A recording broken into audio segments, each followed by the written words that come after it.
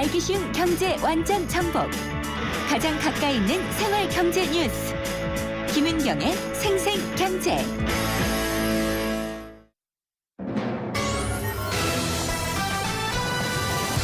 경제 뉴스의 진실과 오류. 생생경제가 떴다. 오늘의 생생 인터뷰는 네, 두 번째 생생 인터뷰입니다. 어린이집 무상보육 제한 논란 다뤄보겠습니다. 김은경의 생생경제 3부 함께하고 계시고요. 2016년 복지부 예산안이 국회를 통과해서 내년부터 시행이 되는데 이른바 맞춤형 보육제도가 내년 7월부터 적용이 됩니다. 0세에서 2세까지의 아이를 둔 전업주부 그리고 육아휴직자 이분들은 하루에 6시간만 어린이집을 무상으로 사용할 수가 있다고 하는데 7시간이요. 이렇게 되면은 좀 차별이 생기는 게 아닌가 논란이 일고 있는 것 같습니다. 참여연대 김남희 복지조세팀장 전화 연결해서 자세한 얘기 나눠보겠습니다. 안녕하십니까? 네, 안녕하세요. 예, 제가 말씀드린 것처럼 어린이집 운영 방식이 바뀌나요? 네네, 그렇습니다. 7월부터는 장시간 어린이집 이용이 필요한 구체적인 사유가 있는 경우에만 종일반을 이용할 수 있고요. 네. 그렇지 않은 경우에는 맞춤반으로 6시간에서 8시간이라고 하는데요. 지금 아주 확정이 된 것 같지는 않고요. 그렇게 시간 제한을 두고 이용하게 한다는 것입니다. 그러니까 전업주부 같은 경우에는 종일반을 이용할 수 없는 사유가 되는 거네요. 그렇죠. 네. 종일반을 그럼 이용할 수 있는 사유는 어떤 거예요? 네, 지금 정부에서 예시를 들고 있는 것들은 자녀가 여러 명이라든지 그 임신 상태라든지 아니면 뭐 질병이 있다든지 장애가 있다든지 전일제 근무하고 있다든지 뭐 구직 활동 중이라든지 재학 중이라든지를 들고 있는데요. 실제로 구직 활동 중이라는 것을 인정하기는 굉장히 좀 어렵고요. 그래서 구직활동 중인 분들이 인정받기는 쉽지 않을 것 같아요. 그러니까 전업주부라도 구직활동 중일 수도 있잖아요. 네, 그렇죠. 근데 그걸 구체적으로 입증하기가 쉽지 않기 때문에 실은 이게 현장에서는 좀 혼란이 있을 수 있을 것 같습니다. 그리고 말이 그래서 그렇지 맞춤형이라고 그러는데 제한형이라는 말이 더 맞을 것 같아요. 네네, 그런 측면도 있죠. 네. 전업주부라고 하면 사실 일 굉장히 많거든요. 네, 집안일도 하고, 아이도 보고 하니까 절대로 쉽지 않기 때문에 종일반을 이용할 수 있는 사유가 되어야 되지 않나라고 아이 엄마의 입장에선 저는 그런 생각이 좀 들기는 하는데 이분들에게 이렇게 그 맞춤형, 제한형으로 가게 된 이유는 정부가 뭐라고 설명을 하나요? 네, 이곳은 다양한 보육 수요를 고려해서 맞춤형으로 한다고 하는데요. 근데 사실 우리나라는 경력 단절 여성이 200만 명이 넘을 정도로 굉장히 일하다가 그만두시는 분들이 많은데 대부분 출산 육아 때문에 일을 그만두는 경우고요. 그 재취업을 원해도 아이를 하루 종일 보다 보면 너무 힘들고 그 재취업 활동도 어렵고 해서 여건상 어렵기도 합니다. 그래서 이 경우에는 재취업을 준비하거나 구직 활동이 필요한 상황인데도 어린이집 이용에 제한을 받을 우려가 있고요. 또 하나는 이제 우리나라 같은 경우에는 워낙 노동 시간이 길다 보니까 전일제 근무하기는 좀 어렵고 그 비정규 시간제 노동이라든지 이렇게 단기 아르바이트 같은 것들 하시죠. 이런 것들에 종사하면은 여성분들도 굉장히 많은데요. 이런 분들이 종일반 이용을 할 수 없게 되니까 굉장히 좀 더 힘들어지시는 경우들이 있을 수 있겠죠. 그래서 이제 이거는 바뀌는 내용이고요. 제가 여쭤봤던 것은 그래서 복지부가 왜 이렇게 바꾸겠다라고 하는 건지가 궁금해서요. 뭐 다양한 보육 수요를 고려했다는 그런 말은 있는데요. 그게 결국은 예산을 뭘까요? 줄이겠다는 말 외에는 아닌 것 같아요. 예산을? 네네. 예산 자체가 좀 줄어드나요? 그렇죠. 아무래도 지원하는 금액이 달라지니까 예산을 절감하기 위해서 이런 것들을 도입한다고 볼 수 있겠죠. 그러면은 그 예산을 다른 쪽으로 전용을 하게 되나요? 그렇죠. 근데 지금 사실은 지금 도입된 제도를 필요한 예산조차 국회에서 제대로 배정을 안 하고요. 지금 당장 내년이 되면 어린이집 무상보육이 실시될지 여부가 불투명할 정도로 예산을 제대로 확보를 안 하고 있는 상황이기도 합니다. 그렇군요. 그리고 보육교사 인건비가 사실 지원금을 받는 것의 상당 부분을 차지하기 때문에 네. 시간 줄이게 되면은 결과적으로도 예산을 줄이는 그런 효과도 나타날 수가 있겠네요. 그렇죠. 그 네. 아이들의 이용 시간에 맞추어서 예. 지원금을 주기 때문에 실질적으로 어린이집 현장에 예. 그 지원금들이 많이 줄게 되고 그러면은 보육교사 수당이라든지 임금이 삭감될 우려가 있습니다. 그렇군요. 그러면 그 긴급 교육 바우처라는 그 보완책이 발표가 되기는 했거든요. 네. 이건 어떻게 쓸 수 있는 건가요? 한 달에 15시간 정도를 추가로 긴급한 사유가 있을 경우에는 바우처를 주고 어린이집을 이용하게 하겠다고 하는데요. 네. 근데 이것도 상당히 비현실적인 계획인 게요. 예. 그 3명을 기준으로 해서 운영되고 있는 어린이집 반에 갑자기 급한 일이 있다고 해서 한 명의 아이가 더 와서 몇 시간을 맡아준다.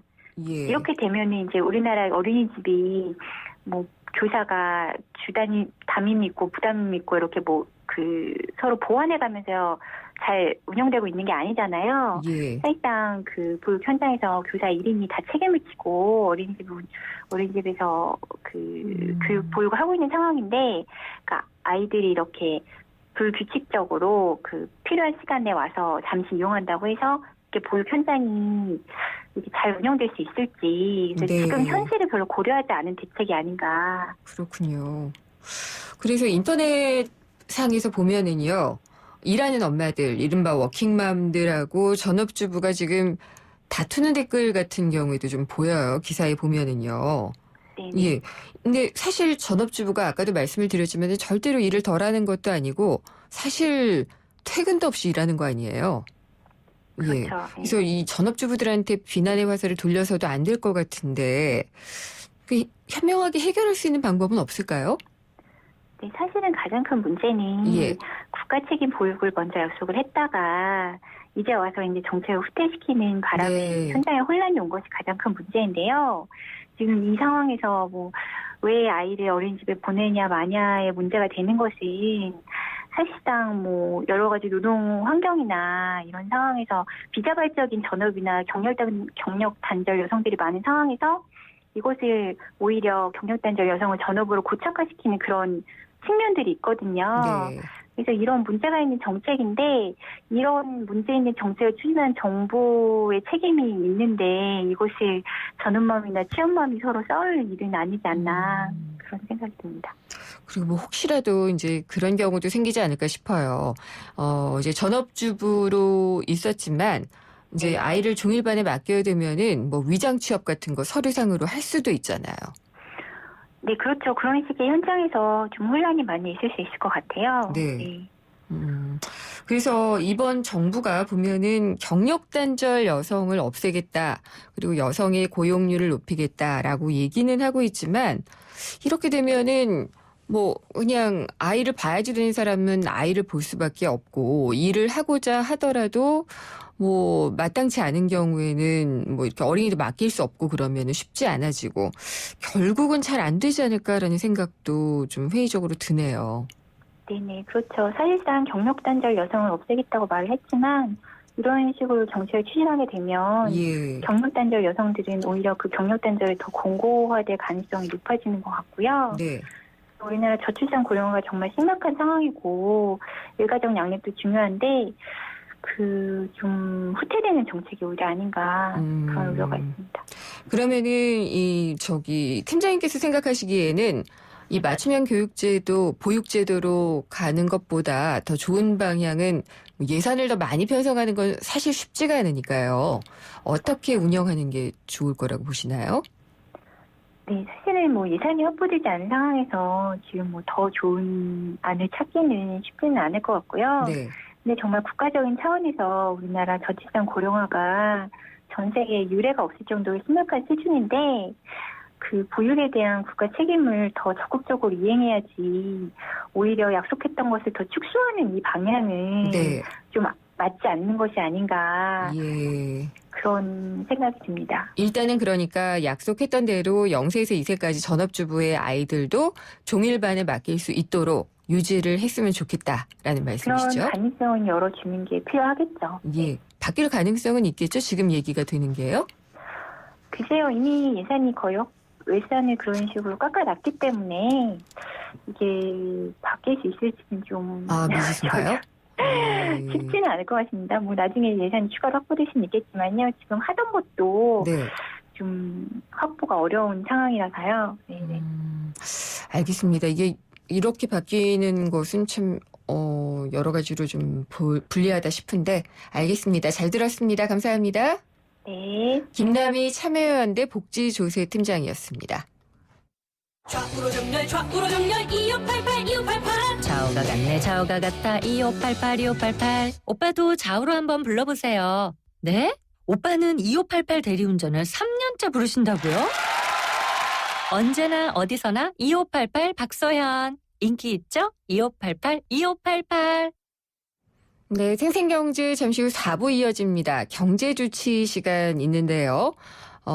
또 기업 이야기 시간도 준비가 돼 있습니다. 오늘 경제주치는 세무상담 시간이고 기업 이야기 시간에는 오늘의 정말 뜨거운 이슈 중에 하나였죠.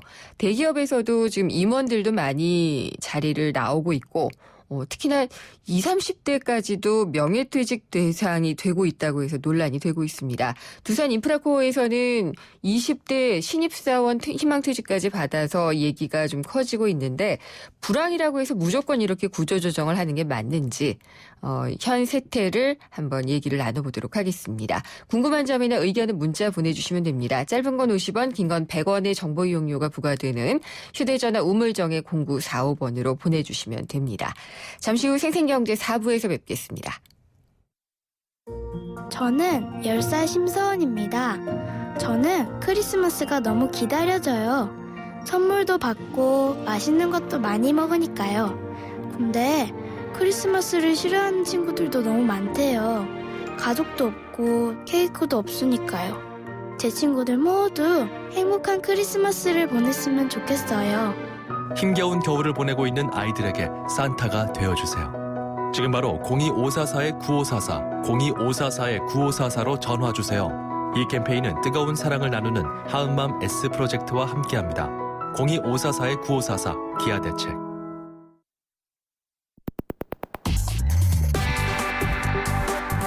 어려운 경제학은 가라. 귀에 쏙쏙 들어오는 김인경의 생생경제.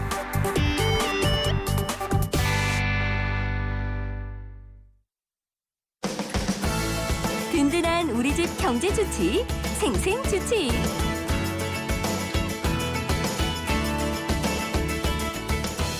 네, 오늘 경제주치 세무상담 시간이고요. 오늘은 전화 연결을 통해서 해보도록 하겠습니다. 세무법인 부강의 유재선 대표 세무사가 연결돼 있습니다. 안녕하십니까? 안녕하세요. 네, 연말이라 또 바쁘실 것 같네요. 네, 그러네요. 저희 상담 들어온 내용을 일단 질문을 드릴게요. 네. 9709님인데 최근에 모 기업에서 20대 대리 사원들까지 구조조정하고 있다는 소식이 있어서 상당히 화제가 되고 있는데 취업하기도 어려운데 취업하자마자 구조조정이라니 안타깝습니다. 그래서 그나마 월급의 10개월에서 한 20개월치를 위로금으로 준다고 하니 재취업을 할 때 유용하게 사용할 수는 있을 것 같은데 이렇게 받게 되는 퇴직 위로금에 대해서는 세금이 어떻게 붙게 되는지 궁금하다라고 질문을 주신 분이 있습니다. 어떻게 되나요? 아유, 저도 그 기사 봤는데 참 갑갑하더라고요. 정말 위기 신호인가 싶기도 하고 경기가 정말 안 좋긴 한 모양입니다. 그렇죠. 일단 권고사직이라는 거는 근로자의 의사하고는 상관이 없이 회사 측에서 좀 나가주면 어떻겠느냐라고 요구를 하고 그걸 근로자가 받아들이는 받아들이기 싫어도 또 받아들여야 되는 그런 경우가 되겠죠. 따라서 이 근로계약 해지에 대한 책임은 일단 회사한테 있는 거죠. 그러다 보니 이제 규모가 있는 기업체들은 그 자체 규정에 따라서 일정한 위로금을 지급을 합니다. 네. 여기도 뭐 아까 10개월, 20개월 그 정도 준다고 하는데 이 위로금은 결론적으로는 퇴직금입니다. 퇴직금. 퇴직을 원인으로 발생하는 퇴직금입니다. 예전에는 이런 퇴직 위로금이 그 별도 규정이나 근로자하고 합의 없이 일방적으로 주겠다라고 하면 이게 퇴직소득이 아니고 근로소득으로 처리가 됩니다. 그러다 보니 이제 좀 세부담이 높았죠. 예. 이게 그 2013년에 세법 개정이 되면서 현재는 그 권고사직이나 뭐 희망퇴직하는 경우에도 그런 위로금들은 다 퇴직소득으로 인정받을 수 있도록 하고 있습니다. 네. 그러다 보니까 이 퇴직소득공제 같은 게 있어서 세부담이 많이 줄어들었고요. 이게 연분연승이라 그래서 근속연수로 나눈 연평균 과세표준이라는 게 있습니다. 요걸 기준으로 세액을 납부하시면 되니까 네. 근로소득으로 처리될 때보다는 상당히 이제 세부담이 줄어드시겠죠. 이게 뭐 불행 중 다행이라고는 할 수 있겠습니다만은 어찌됐든 뭐 이제 취업의 네. 얼마나 취업이 어렵습니까? 근데 이거 새내기들한테도 이런 게 완전 참 그러네요. 예. 요즘에는 대기업 임원하시던 분들도 갈 자리 없다고 하는데 진짜 이렇게 20대 신입사원들까지 이렇게 되니까 뭐 세부담이 준다고 해서 절대로 반가운 얘기는 또 아닌 것 같기도 하네요. 그렇죠. 네. 취업이 뭐 바늘구멍이라는데 어렵게 들어간 취업 회사에서 또 들어가자마자 이런 상황이 벌어진다면 정말 안타깝네요. 네. 4252님 문인데요. 이번에 10년 넘게 소유하고 계신 아버지 명의의 건물을 매매하려고 합니다. 근데 93년 당시에 얼마에 구입하셨는지 기억이 나지를 않고 또 계약서나 등기 필증도 분실해서 실제 가격을 알지 못한다고 해요. 양도소득을 계산할 때 실제로 거래된 금액을 모르면은 환산한 취득가액을 적용하면 된다던데 어떻게 하면 되는지 물어보셨습니다. 이런 경우 상당히 많은 것 같아요. 이제 네. 부동산을 구입하시면서 사실은 뭐 등기 필증이라든지 계약서라든지 이런 것들을 잘 모아두시는데 이사를 하든지 하면서 잊어버리신 경우가 많고 네. 일단 그걸 잃어버리시면은 정확하게 뭐 대략 얼마다 정도는 기억을 하시는데 정확하게 얼마다 또 이거 증빙할 수 있는 방법이 없어서 취득가액을 내가 기억하고 있어도 내가 얼마에 샀습니다라고 하더라도 이게 증빙이 없으면 취득가액으로 인정받기가 어렵거든요. 네. 그래서 어쨌든 양도소득이라는 거는 양도가액과 취득가액의 차액에 대해서 과세를 하다 보니 취득가액을 확인을 해야 되는데요. 이렇게 그 실거래가액을 확인하실 수 없는 경우 세법에서는 이제 그 실거래가액으로 보도록 규정되어 있는 금액들이 있어요. 네. 일단 예를 들어서 이렇게 순차적으로 우리가 세법상 매매 사례가액, 감정가액, 환산가액 이렇게 순차적으로 적용을 하게 돼 있는데요. 매매 사례가액이라는 건 유사한 부동산. 예를 들어서 우리 아파트 같은 경우에는 동일한 목동의 어떤 아파트 28평짜리라고 하면 가격이 다 비슷비슷하지 않습니까? 네. 그러면 그게 꼭 내 아파트가 아니더라도 한 3개월 전에 저 건너동에 똑같은 평수에 뭐 3억 원에 매매가 됐다라고 한다면 이것을 실거래가액으로 인정을 해줍니다. 네. 이게 매매 사례가액이라는 거거든요. 그러니까 아파트 같은 경우에 이렇게 매매 사례가액 확인이 쉬운데 일반 건물 같은 경우에는 내 건물과 똑같은 유사한 부동산이 존재하기가 참 어렵죠. 그래서 이런 매매 사례가액이 없을 수도 있고요. 그 다음에 매매 사례가액이 없다면 만약에 감정가액이 있었느냐, 뭐 예를 들어서 대출받기 위해서 은행에 감정을 했던 서류가 있다든지, 네. 그래서 그때 당시에 감정가액이 얼마였다라는 게 증빙이 되면 네. 이것 역시도 취득가액으로 인증을 받을 수가 있습니다. 근데 이런 금액도 없다면 부득이하게 이제 상속세 및 증여세법상의 보충적 평가 방법이라는 걸 확인을 하게 되는데 네. 이 보충적 평가 방법은 현재 양도 가액에다가 현재의 기준 시가분의 취득 당시의 기준 시가로 안분해서 예. 그러니까 기준 시가로 환산하는 방법입니다. 그러다 보니 아무래도 실거래가액보다는 조금 낮아지는 경향을 보이더라고요. 그렇군요. 그래서 예. 세액을 계산하는데 좀 불리하게 적용이 될 수도 있습니다. 예. 어쨌든 이 부분 실거래가액을 모르시게 되면 양도소득세 산정에 어려움이 있으니까 네. 각각 곳의 전문가나 세무서에 내방하셔서 한번 확인을 해보시는 게 좋을 것 같습니다. 네.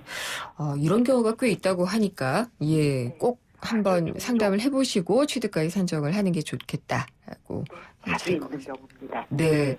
오늘은 여기까지 들어야 될 것 같습니다. 잘 네. 들었습니다. 감사합니다. 감사합니다. 세무법인 부강의 유재선 대표 세무사였습니다.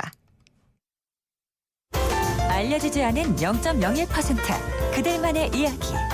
곽정수 기자의 기업 이야기. 네, 곽정수 기자의 기업 이야기 시간입니다. 한겨레 신문 경제부의 곽정수 선임 기자 전화 연결해 보겠습니다. 안녕하십니까? 예, 안녕하세요. 네. 충격을 주고 있는 사건이라 오늘도 계속 다루게 되는데요. 신입사원한테까지 희망퇴직을 하도록 했다고 한 회사, 두산 인프라코어잖아요. 네네. 이게 처음 알려진 곳이 블라인드라는 앱이라고 하는데 저는 모르거든요. 이게 어떤 건가요? 그러니까 요번에 그 두산 인프라코어에서 신입사원들에 대한 희망퇴직 실시 서실이 이제 이 모바일 애플리케이션인 블라인드 웹으로 알려졌는데요. 예. 이게 이제 직장인들을 위한 익명 커뮤니티라고 그래서 그 회사별로 익명 게시판을 만들 수 있고요. 각 회사에 대한 얘기를 여기다 이제 그 구성원들이 익명으로 올릴 수 있는 그 모바일 애플리케이션입니다. 흔히 이제 우리 그 뒷담화라고 하잖아요. 네네.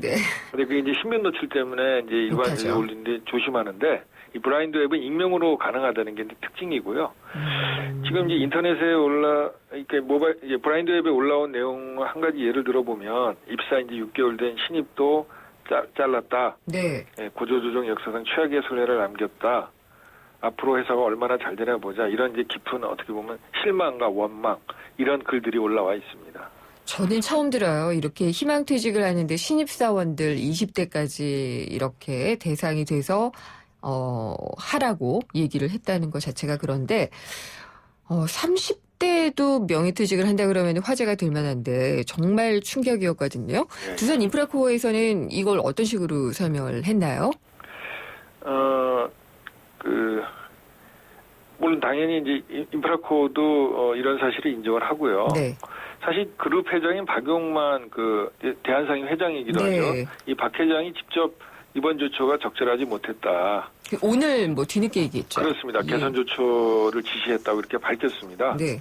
그러니까 박 회장 자신도 아마 그 언론 뉴스를 보고 알았나 봐요. 예. 그래서 이제 오늘 새벽에 긴급 지시를 했다 그러고, 근데 사실 그동안 이제 두산이 그룹 이미지 광고를 사람이 미래다라는 그런 표현을 썼거든요. 예쁘게 했어요. 젊은이들 많이 웃으면서. 글쎄 말이에요. 그래서 네. 이런 이제 실제 인터넷이나 모바일 댓글을 보면 사람이 미래다라는 그런 그 말과 정면으로 배치되는 거 아니냐 이런 쓴소리들이 많이 나오는 것 같고요. 두산 인프라코어는 뭐 이제 좀 전에 지금 입사 1, 2년 차들의 그 희망퇴직은 반려 조처를 취하기로 이렇게 얘기를 했고요. 네. 근데 사실 이제 지난 2월 달에도 이제 두산 인프라코어가 희망퇴직을 받았는데 3번 하지 않았어요? 그게 이번이 4번째예요. 그러니까요. 예. 2월 달, 9월 달, 11월 달, 12월 달 이렇게 4번을 했는데 그때 2월 달 처음 할 때도 신입사원은 아니지만 2, 3년 차 젊은 사원들도 받았다가 예. 반려한 일이 있다 그런 얘기들이 지금 나오고 있습니다. 예. 그렇군요. 그때도 떠난 사람들이 꽤 많잖아요. 몇백 명은 넘을 텐데. 그때 지금 이제 2월달, 9월달, 11월달에 걸쳐서 한 850명 정도가 나간 걸로 지금 알려져 있는데요. 네. 그때 2월달에 그 젊은 사원들에 대한 반려조처에도 불구하고 그 상당수는 뭐 상처를 받았는지 네. 회사로 돌아오지 않았다 그래요. 그렇군요. 예. 그러니까 아무리 박용만 회장이 나서서 뭐 새싹들을 짓밟지 말라 뭐 이렇게 얘기를 한다고 해도 한 번 떠난 마음이 다시 또 상처를 많이 받겠죠. 예, 언제 또 나가라고 할지 모를 테니까요. 이 두산 인프라코어가 그렇게 어려운가요? 사실 이제 그게 관건인데요. 네. 말씀드린 것처럼 이제 이번이 처음이 아니고 4번째고 예. 그건 그만큼 회사가 어렵다는 얘기겠죠. 지금까지 한 850여 명 감소했는데 이번에는 사무관리직 3,000명 중에서 뭐 최대 40%까지 희망퇴직 목표라는 얘기까지 나오고 있어요. 3,000명 중에 40%요? 네, 그럼 최소한 1,000명은 넘는다는 얘기인데 그만큼 회사가 이제 어렵다는 얘기인데 그 두산 인프라코어는 원래 이제 굴삭기 이런 그렇죠. 건설 장비 있잖아요. 예. 그리고 공작기계, 엔진 이런 걸 생산하는 이제 회사인데 한때 중국 시장을 중심으로 아주 호황을 구가했어요, 이 회사가요. 근데 2012년 이후에 중국 시장이 침체되고 또 중국 업체들과의 경쟁이 격화되면서 현재는 중국의 현지 공장이 사실상 가동 중단을 할 정도로 실적이 나빠졌어요. 아, 중국 공장이요? 예. 그래서 2012년도, 13년도 2년 연속 1,000억대 이상의 적자를 냈고요. 예. 지난해 이제 구조조정 노력 뭐 이런 걸로 해서 소폭하게 흑자 전환을 했는데 올해 다시 이제 실적이 급락한 거죠. 지난 3분기까지 매출이 한 2조 8천억 냈는데 이거는 전년 동기 대비 한 11% 감소한 거고요. 네. 순이익도 한 900억 가까이 적자를 기록했어요. 그래서 올해 전체로는 아마 또 1,000억 이상의 적자가 날 것 같고, 근데 지금 이 업계가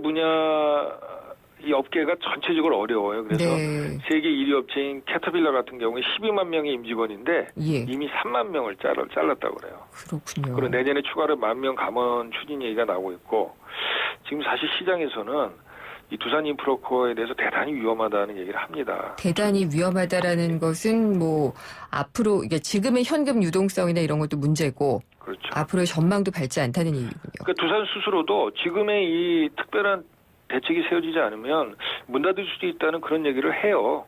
예. 그래요? 예. 사실 두산 인프라코어에 아까 이제 3개 사업 부분이 있다고 그랬는데 그중에 예. 가장 실적이 좋은 데가 공작기계 부분이에요. 네. 이 부분은 지금 따로 떼어내서 시장에 매물로 내놓은 상태입니다. 그렇죠. 경영권 판다고 들었던 것 그렇습니다. 같아요. 그리고 예. 지난 11월 말에 저 사장분 중에 한 분이 경질됐어요. 이제 그게 뭘 의미하는지는 이제 짐작을 할 수 있겠죠. 예, 실적이 안 난다는 얘기겠죠. 그러면은 이 두산 인프라코어가 같이 들어가 있는 이 업계 자체도 어렵다는 얘기일 것 같고, 예. 그다음에 이제 오늘 어제 뭐 심각한 기사들 많이 나왔는데 대기업 임원들 나오셔서 재취업 안 되는 거예요. 사실은 뭐 어느 정도 그렇다고는 하겠지만. 네.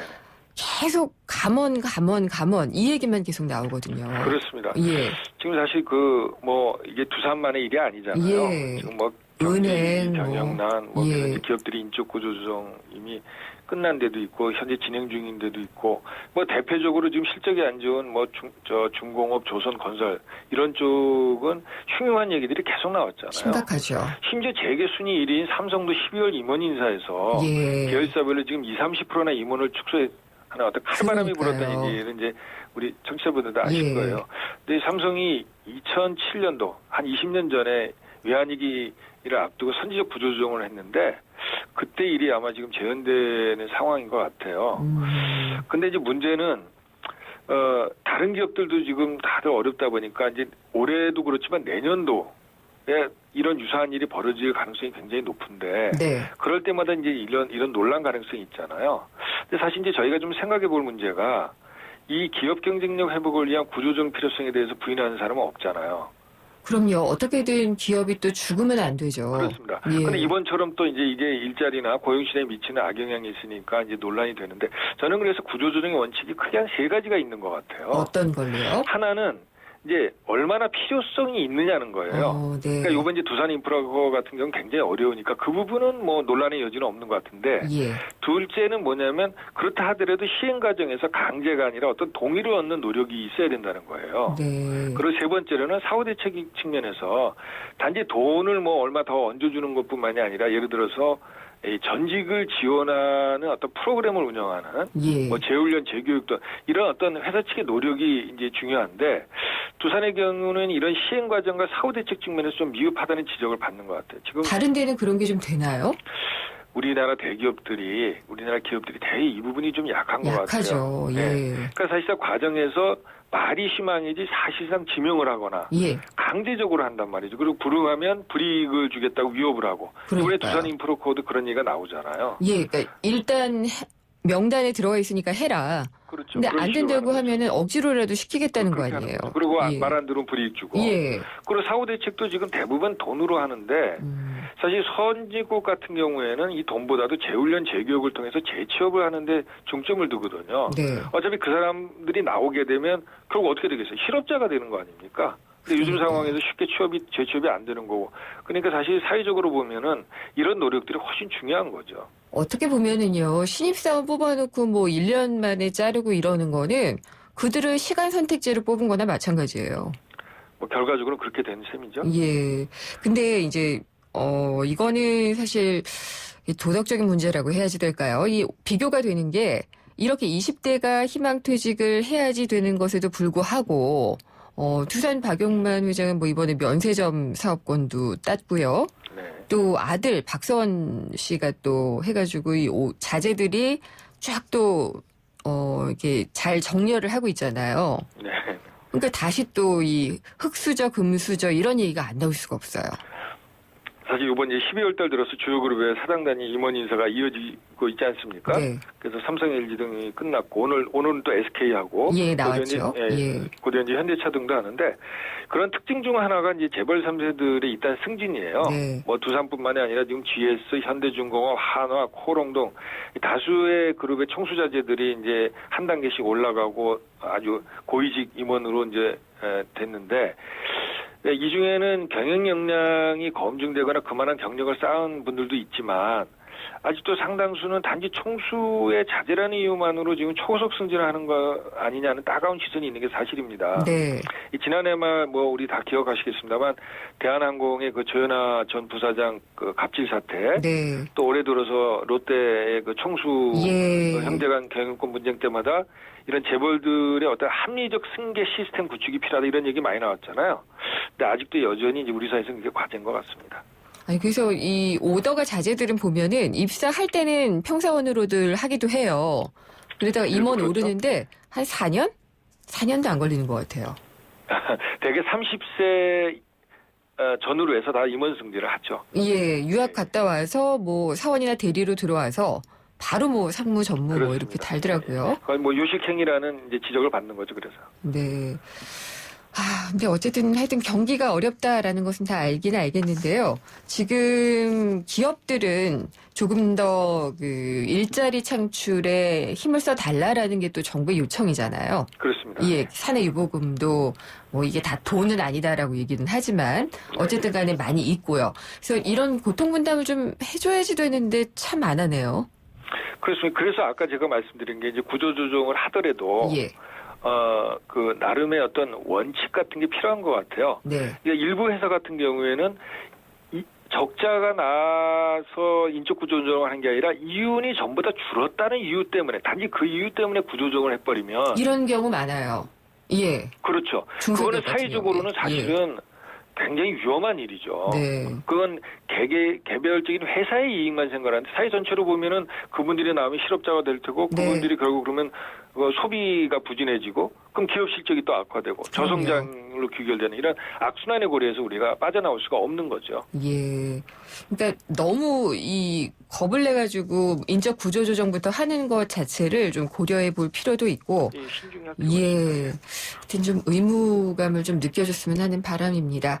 씁쓸하기도 하고요. 예. 오늘 말씀 잘 들었습니다. 감사합니다. 예, 감사합니다. 한겨레 신문 경제부의 곽정수 선임 기자였습니다. 2016년형 볼보엔 없다.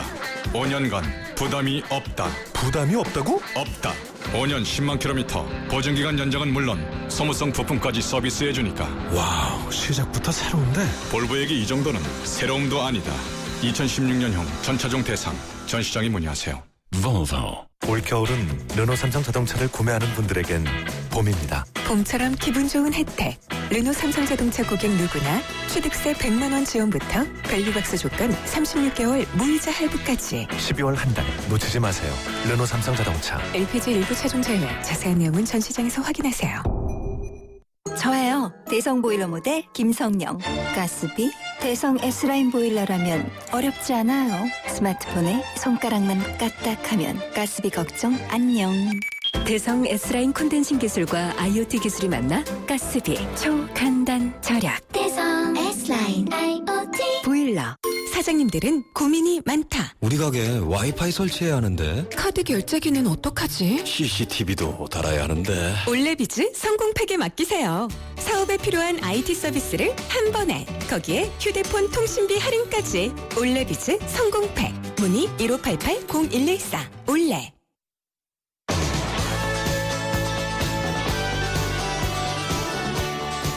김은경의 생생경제 4부 포스코 그리고 마지막 한 주 숙취 소캔디 키스립과 함께했습니다.